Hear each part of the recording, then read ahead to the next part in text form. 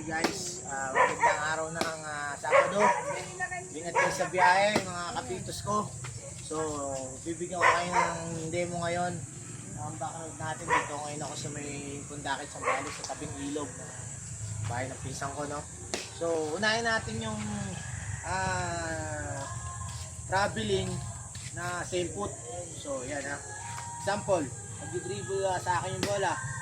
Pag nag-dribble tayo, yan yung tinatawag natin na same foot. So, violation siya.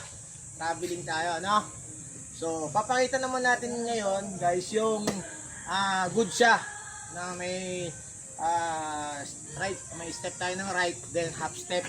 So, wala tayo. I-demo natin yung guys, ha? Okay. So, pasa. Hop, step. Yon, tira. Yan, good yan mga kapitos, no? Ayop, nakuha nyo yung illegal saka doon sa legal.